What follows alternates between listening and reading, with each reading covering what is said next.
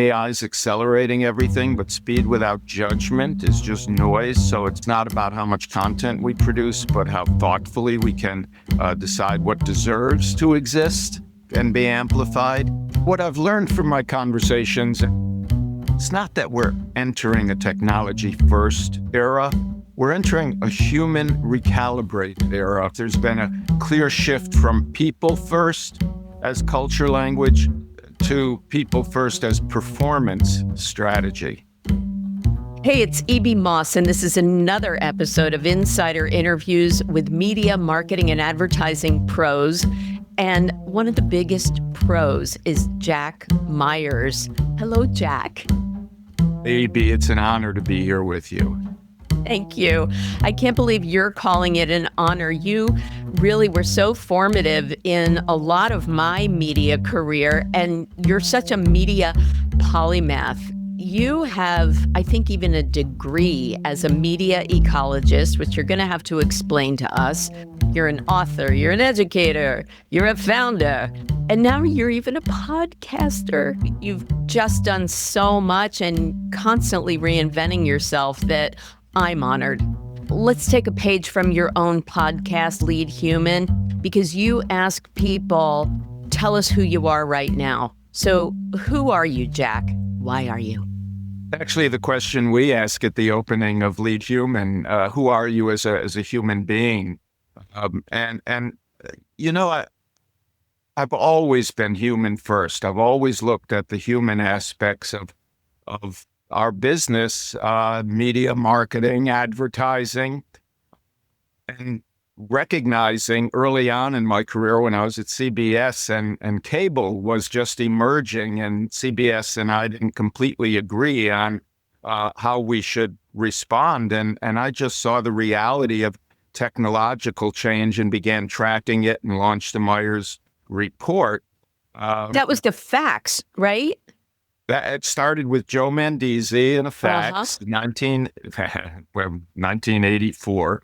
And the focus on technological change really focused on how, with each technology that was advancing, whether it was AM to FM radio or broadcast to cable, the internet, mobile, there was generational impact. And I really started focusing in and writing books on the generational changes and looking at the next generation that was coming along. And right now I'm looking at what I call Gen Nexus, the Nexus generation, the first generation who's born post-2020 and post-AI in the realities of what, not just their lives, but the lives of all of us who are educating, mentoring, coaching, parenting, teaching this next generation, the realities of how we're going to manage them. So I've really focused on, throughout my career, you say I've reinvented myself. The continuity has been the focus on technology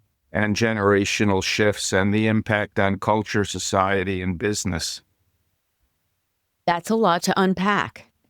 But I think I understand. It's 50 years of unpacking myself. So yeah, I tried to do that quickly. Okay. But I do remember, when did your book on Gen Z come out? That was called Hooked Up, a new generation surprising take on sex, politics, and saving the world. And that was 2012. Got it. All right. And I started working with you 2017, something in there. I remember we ran into each other on the Upper West Side, and you told me what you were doing, and I said, let's talk. And we got together, and we spent many very productive years collaborating and working together. Your reputation had preceded you. I still have a copy somewhere of the faxed report that you used to send around. I studied those things so much. I've always learned from you. Amazing how many people remember that fax. It was the first fax newsletter. Then it evolved of sorts to become Media Village, and I'm so proud to be your first managing editor with Ed Martin as editor-in-chief and Marianne Teller in the background holding down the fort and everything. I mean, that was quite a time, Jack. Tell us more about the origins of Media Village and how you came to create a tome about the industry. So the background of Media Village is really back to the generational and technological shift, and recognizing that in the advertising industry, at the holding company level, in the media agency and brand marketer level, there was a massive shift going on, generational shift going on. While the media industry was paying more attention to the technology, the data, and certainly at the agencies and brands, they have been too. But their organizations were changing dramatically, and the nature of relationships among the brands, the agencies, and the media could see the shift coming in terms of how data and technology would impact it generationally. And there needed to be an educational tool. The media industry has never been very good at educating either itself or the brands and agencies. Always been built on relationships. So we really built Media Village, which had originally launched in the first internet bubble as a consumer site, and that's where Ed Martin and I got together. And today, Media Village is a library of thousands of articles, columns, videos, interviews.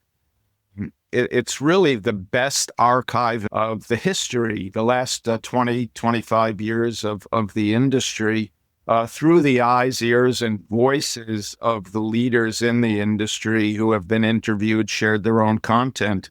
And Media Village, it's now a self-publishing platform, which you know because your content lives often at Media Village, and continues to feed itself in terms of constantly updating and upgrading the content that allows people to go in and really, you can search E.B. Moss at Media Village and find a history of your content that's been published there, along with the content from most of the major agencies, the 4As, the ARF, people like Bill Harvey continue to publish there. The ANA continues to publish thought leadership there, as well as the Myers Report, and as well as the Lead Human podcast content. There's a through line there about the generational shifts and all the industry shifts. You've always been such a good observer of that. When I was working with you, you also started to make Media Village's value proposition one where people could build relationships and learn about the prospects that they were going to call them. But you evolved it again into a nonprofit, I think, right? Yeah, well, unfortunately, there was good reason to make it a nonprofit. We've never accepted advertising. The economics of the industry have shifted dramatically, and that evolved with shifting from MediaVillage.com to MediaVillage.org and focusing in more on the generational shift and the diversity in the industry. So we were very early in recognizing that the industry was becoming more and more diverse, and we wanted to recognize and honor, and we created the Advancing Diversity Hall of Honors, which had a 7-year run, including major events at CES in Las Vegas. Yes. Not that we're supporting diversity, inclusion, belonging, equity, equality, but more importantly, we're embedding it in their organizations and evangelizing it as something that was healthy and good for the industry. And of course, more recently, that's shifted as well. Yeah. So I'm very proud of the work we did in that context.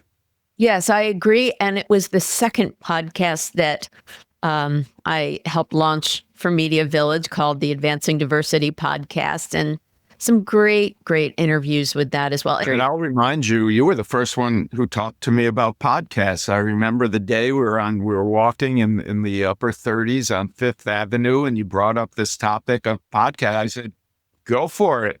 You can figure You did. You scared the hell out of me, you know. I actually just wrote about this because it was my 10-year anniversary of Got it. podcasting, Yeah. thanks to you. And I had come from a radio rep firm that had been launching a podcast division, and I was marketing it.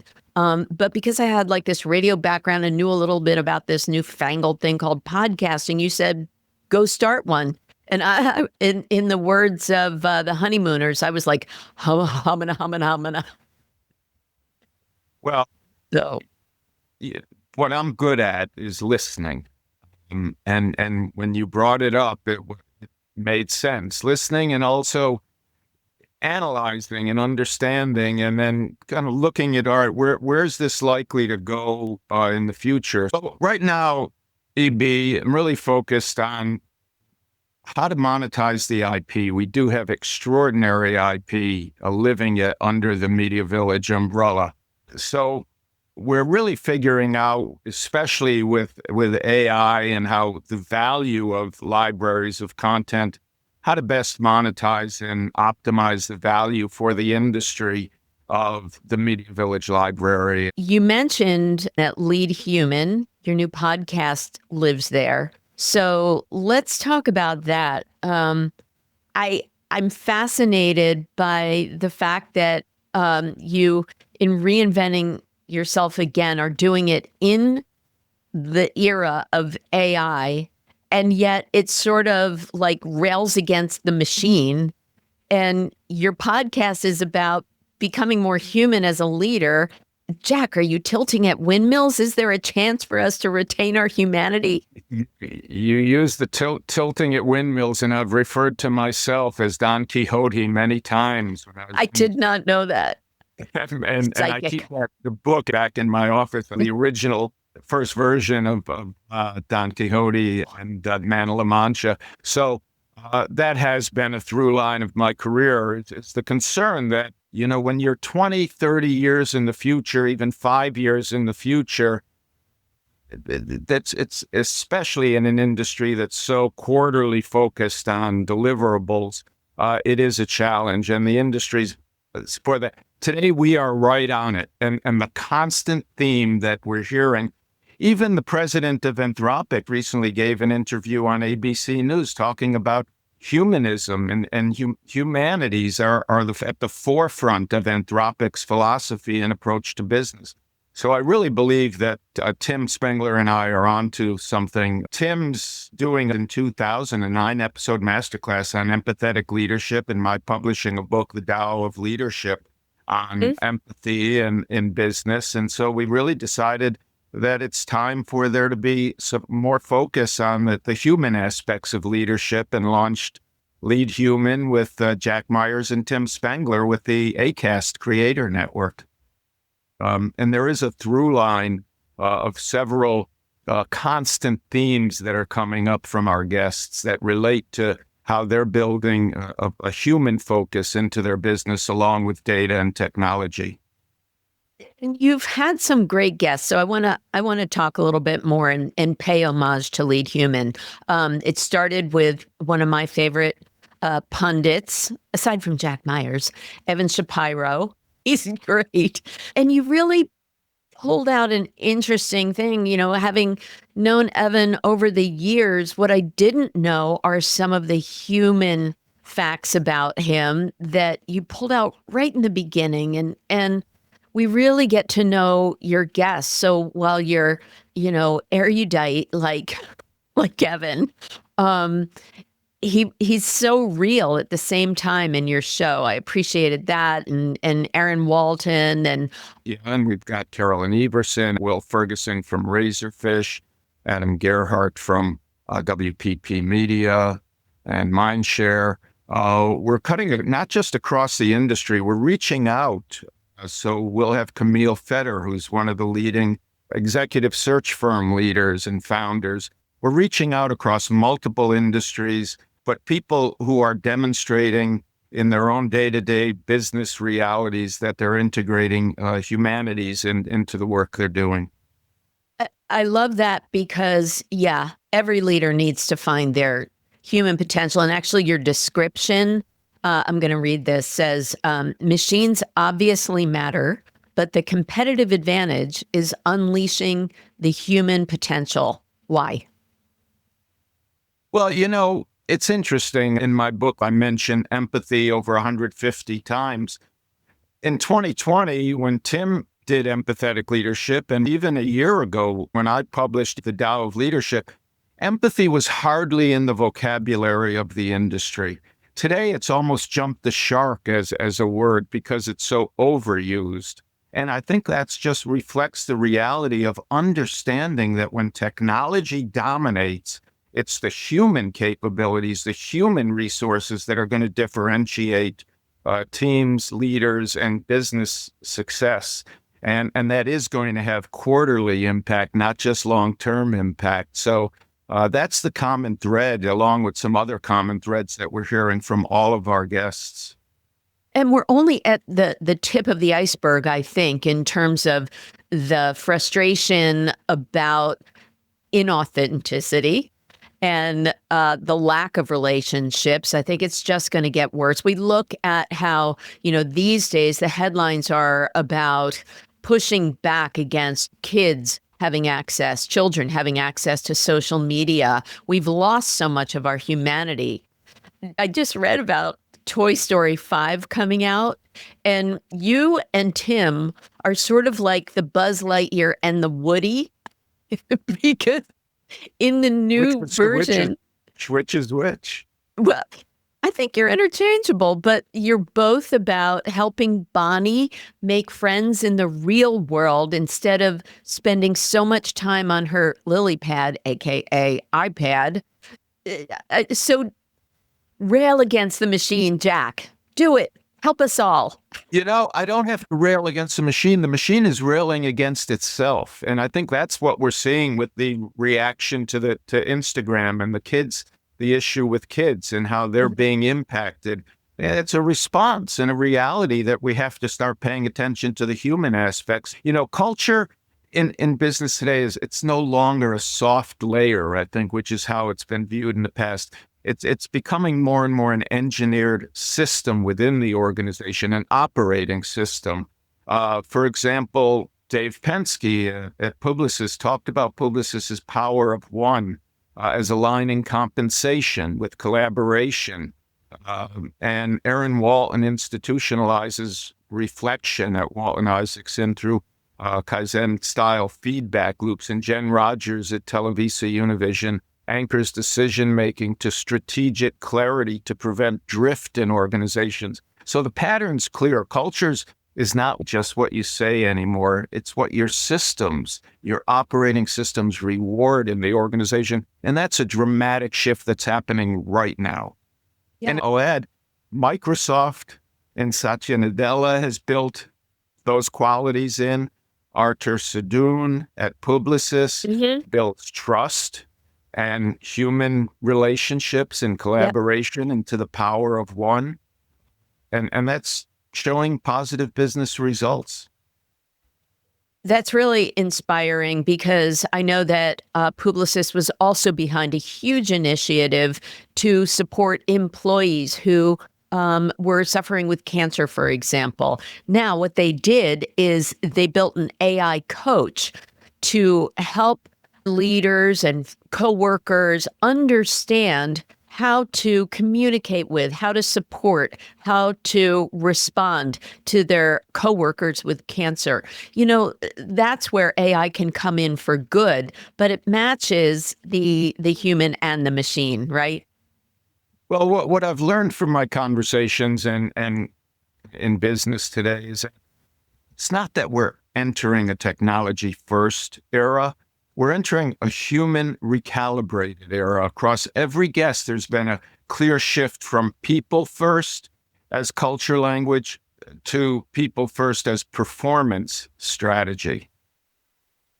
It's great. It's terrific that we're shining a light on all of this. And I'm also guessing, Jack, if we dive a little bit into the discussion of podcasting as a medium, that you probably will never use your own synthetic voice, or Tim as a synthetic voice, to crank out episodes, will you?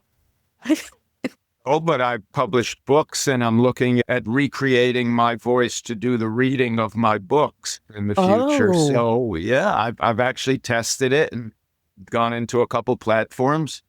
And considering how early stage we are, I tell my students, I teach at the University of Arizona now, and I'll put on my University of Arizona hat in front love of our it. basketball team. Um, but I ask them, where do you think you are in terms of AI? They'll typically be, I'm 4, I'm 5, I'm 6. And I'm saying, well, AI itself is only 1 on a scale of 1 to 10. So if you're a 4, you're really a 0.4 in terms of where you'll be in 5 years. And I think we can actually say that the speed with which AI is developing itself now, it doesn't require humans anymore to advance the technology. I think, every day it advances every week. Shelley Palmer does a great job in keeping Yes. us informed. By the way, his column launched originally at Media Village, so I'm proud of that as well. But the speed with which technology is advancing, we're going to see exponential gains in the capabilities, the resources, and the drama with which business are going to have to adapt. Mhm. In terms of business, let's talk about your podcast as a business, and let's talk about that as a platform. First of all, how are you liking embracing this world of podcasting? You seem like a natural. Well, I understand why you launched podcasting and why you believe that. I think it's an issue of the student surpassing the teacher in Aw. podcasting. So I'm proud of what you've done, and you can be really proud of what you've accomplished. Podcasting as a platform, it's a home for real conversations like this. It's one of the last remaining places where you can have real human conversation, True. real human collaboration. And I believe that really sets it apart and will continue to set it apart as a powerful platform. So I'm a little envious. I know that you're part of the ACAST network now. And I know that there are ads served both pre-roll and mid-roll within your show. I have not gotten to that level yet. I am still being a little bit more organic with just, underwriters supporting the show and the companion content. But I also know that those advertisers that are showing up in Lead Human or in any podcast, they're actually enjoying better conversion than almost any other medium. What do you know about advertising and podcasting these days? What have you learned in your 5 episodes in so far? Now, as you know better than anyone, because of the work you do in the trade association that you're one of the board of director members of, I think the business realities, it's such a cluttered environment, as all media is today. It's so fragmented that there has to be fallout. It's very hard to make money in podcasting today. It's become very programmatic, which I think is always dangerous, in disconnecting the messaging that's in the environment to the environment itself. And I think that's where advertising is about to undergo a huge shift. And podcasting has really been at the forefront of this shift, where sponsors connect up with the podcast host, the message and the stories that are being told. The advertisers really want to relate. And I think in a programmatic model, I think that's not a danger, because it's the best and only economic model now. But I do think a cross-advertising technology is going to enable a reconnection of the media to the creative. Our goal at Lead Human is to really return to have sponsors who are really connected themselves to the Lead Human story and the guests who are appearing with on the episodes. That makes sense. Do you think that you'll do some baked-in ads, or you and Tim voice any of those ads, or is that a different model? We would love to be able to do that, but only when the advertisers. advertiser represents who we are as individuals and as a podcast. Endemic and germane to the topic. And That's our goal. Yeah, goal. I But the love it. first thing you have to do is get the audience. It's like a non-virtuous circle where you have to have the audience. Once you have the audience, you have to be funded through programmatic to justify and validate the opportunities, and to be able to fund an ad sales effort that brings sponsors in. It's not easy.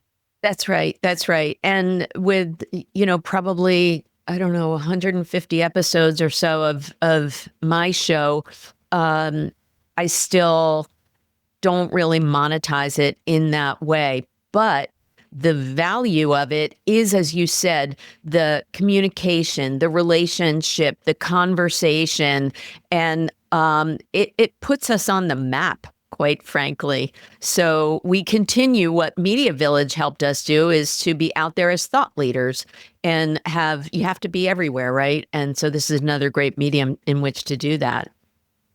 And there's over at Media Village, legendsleaders.org, we have well over 100 video interviews that I did since 2020, since COVID, video interviews that are with the leaders of the industry. Yeah. And they're great interviews. And as we talked about earlier, it becomes really good prep if you're going to be in a meeting with one of those people, because you learn what you taught me way back, Jack, that it humanizes the executives when you hear them in a conversation, and you learn about them as a person, and it builds relationships and so on and so forth. So a real service. And the common thread through all the interviews I've done is, who is the human being? And that's why partnering with Tim has been such a positive experience, because he shares that same background in terms of the influence and impact of relationships within the organizations that he's led. Yeah, you guys are freaking frack. You're doing a great I job. really had tremendous respect for Tim. I knew his dad. His dad and I were good friends. Pete Spangler, who was at Clairol and Bristol Myers for many years. And where was Tim most recently? He started out at Western International, which merged and became Initiative, which he led, and then went to Dentsu, had a senior role there, spent a little time at iHeart, really focused in on the non-programmatic parts of it. And then, of course, he's been on his own for the past couple of years. Yeah. Yeah, I met him back in the iHeart days, I think. But speaking of other platforms, I do want to give you a minute to talk about yet another incarnation of Jack Myers as author. Oh, You have a spy novel out, Jack? Oh, Kissinger. Jack is holding up The Kissinger Conspiracy for those who are listening instead of watching. The Holy cow. Kissinger Conspiracy. It's been a project that I imagined more than 20 years ago. I had done some work in the 90s with the CIA. So wait. Around, and met. I have to stop you. There's a whole setup in this book that reads like it's fiction, because it's about the author talking about how he was contacted by the CIA and maybe wanted to do some cool content around what happened behind the scenes. And then it launches into the novel about, spies and stuff. Jack, I couldn't tell if that prologue was true or that was part of the novel. Discuss. Well, the novel itself is all based on the reality of Henry Kissinger being the most influential person in foreign policy from Nixon through Obama. Okay. The setup, I will tell you that I can't tell you whether it's true or not. Damn it. Come on. Oh. I was very careful in wording. This is fiction. This is historical fiction. So I'm going to stick with that answer.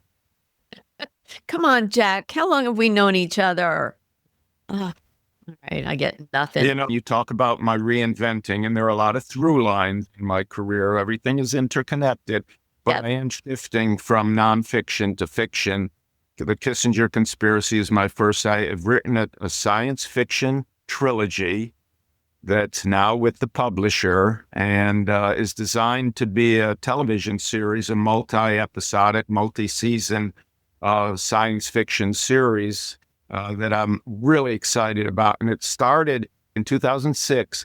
I wrote a little book called Virtual Worlds, Rewiring Our Emotional DNA. It was about the second life and social media. And the last chapter was the first chapter of a science fiction book that I imagined and never continued. And so I decided I was going to take that original chapter and see if I could write science fiction over the last summer. And it was one book called Eidolon Aurora. It turned into a second book and then a third book that I'm really excited about. That'll be 2027. Okay. So you're blowing my mind, Jack, because, yeah, I've known you, I've known of you for decades, but I've known you kind of well for 10 years or so. What I didn't know about you is a lot. So talk about getting to know the human behind the man. Wow. Okay. I've got a lot of reading on my list coming up. I want to just kind of bring it full circle now, back to your media origins and what you're observing now, since you are an amazing observer. What are you kind of hoping that the media industry will embrace more of or less of? And more of doesn't get to be the human part. Yeah. Wow. We know that that's a given. Well, media is at an inflection point where choices are no longer strategic. They're cultural and societal, which is what we've been expecting. So if I think about what I'd love to see more and less of, I guess three things. First, more responsibility as a business, as humanities, as a business model, not just a compliance function. I think second, less addiction to speed and more commitment to discernment and understanding and listening and responding to the human aspects. AI is accelerating everything, but speed without judgment is just noise. So it's more the signals, paying more attention to the signals. It's not about how much content we produce, but how thoughtfully we can decide what deserves to exist and be amplified. And third, more, I think, ecosystem thinking and less control within the individual institutions and businesses. Brands have to be more focused on the impact and implications of their spending on the media. And, the legacy media, which I lovingly refer to as legacy media, which have been so incredibly supportive of me, are really not being supported by the brand marketers. They're more, it's the technology and the data, retail media and principal media that are driving decisions rather than that value that the content brings. So I think there's a real danger when we lose that ecosystem-wide context around what marketing really is. And don't even get us started on investing in news properly. But that'll be for another episode, right? Well, I would just say that I think we've got a real collapse of trust. Trust is the currency today. And in news media, we have a collapse of trust. And that collapse is an issue that I'm actually going to be writing about and talking more about, because I think given where we're seeing the media headed, and the news media especially headed right now, it's a danger to society that as a media ecologist, following the work of Marshall McLuhan and Neil Postman, there's a real concern about the impact and implications of news media. We would all be best served by reading and listening to and watching Jack Myers on the media. So, Jack, you know that, as I said, you taught me about humanizing executives. And so taking a page from that and applying it to myself, I will leave you with singing. Changes to face the strain. I don't know if those are the right words, but changes applies, right? Changes apply to Bowie. You could also say, come on in, the opportunities right now in our industry across all business have never been more democratized. And that's both a negative and a positive. And I think if we focus in on the human role in a technology-led world, we're all going to be much better, much healthier, and have much better futures. Amen. Jack Myers, thank you so much for joining and just giving us a knowledge dump. It's amazing. E.B., I can't tell you, I used the word honor at the beginning, and that the fact that we can still have these conversations, we can still be thinking about the future, we can still be leading, and we can still be doing at this stage of our careers. And I'm quite a bit older than you are, E.B., but I repeat how incredibly valuable our relationship has been to me. Thank you, Jack. Well, I hope you got some good insider scoop from this episode of Insider Interviews with me, E.B. Moss. If you enjoyed this content, please feel free to buy me a coffee at buymeacoffee.com/mossappeal. And I hope you'll follow Insider Interviews on social media. And if I can help you with your company's podcast, please find me at mossappeal.com. My theme music was composed and performed by the incomparable Grammy-winning John Clayton. Thanks again for listening.